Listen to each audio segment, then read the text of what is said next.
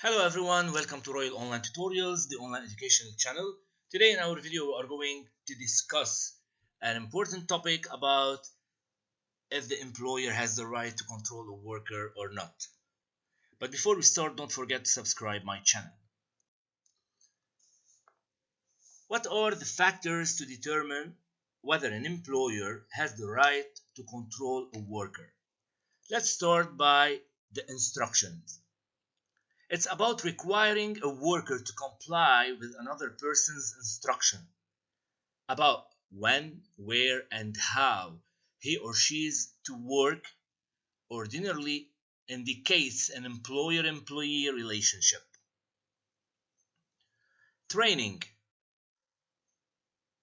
Training a worker may indicate that the employer wants the services performed in a particular manner and demonstrates the employer's control over the means by which the result is reached. Moving to the integration of the worker's services into the business operations and the dependence of success or continuation of the business on the worker's services generally indicate that the worker is subject to a certain amount of direction and control by the employer. Moving to the services rendered personally. Here, if the services must be rendered personally, then the employer is interested in the methods used to accomplish the work as well as the result. And here the control is indicated. Hiring, supervising, and paying assistants. So as we know, the employer's hiring, supervising, and paying the worker's assistance generally indicates control over the worker. In another way, if it's the worker who hires or who supervises and pays his or her assistants, then he's responsible for their work. Then the worker has an independent contractor status. Continuing relationship. Continuing relationship between the worker and the employer may indicate that an employer-employee relationship exists. Setting the hours of work. Here the establishments of set hours of work by the employer indicates control. Full-time required.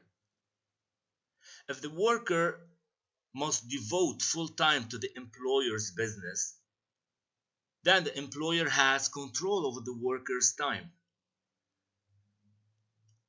For example, an independent contractor is free to work when and for whom he or she chooses.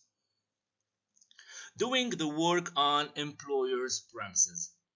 So here, if the work is performed on the employer's premises, control is suggested, especially if the work could be performed elsewhere.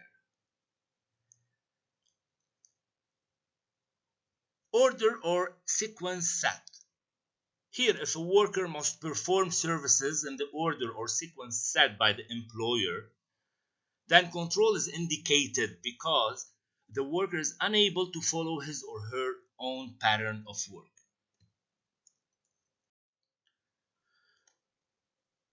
Moving to the oral or written reports, which is about requiring the worker to submit regular or written reports to the employer, suggesting control. Payment per hour, week, or month.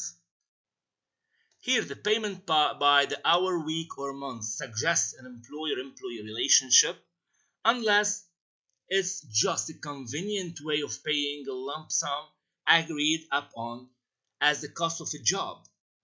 So payment by the job or on commission generally indicates an independent contractor status.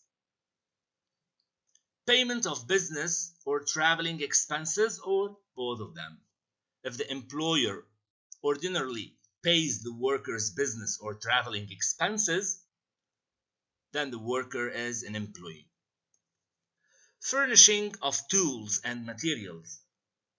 If the employer furnishes significant tools, materials, and any other equipment, then the employer-employee relationship is usually existing. Significant investment by worker. If the worker invests in facilities that he or she uses to perform services and that are not typically maintained by an employee, then the independent contractor is usually indicated. Here, the lack of investment in facilities tends to indicate that the worker depends on the employer for such facilities. Realization of profit or loss.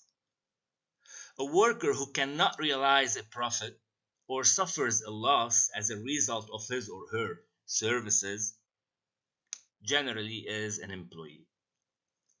Working for more than one firm at a time. If a worker performs more than de minimis services for a multiple of unrelated persons or firm at the same time, then independent contractor status is generally indicated. Making services available to general public. Here, if the worker makes his or her services available to the general public on a regular and consistent basis, then the independent contractor status is indicated. Moving to the right to discharge, here the employer's right to discharge a worker may indicate the employee status. And finally, the right to terminate. Here, if a worker can terminate his or her relationship with the employer at any time without incurring liability, then the employee status is indicated. Thank you for watching my channel.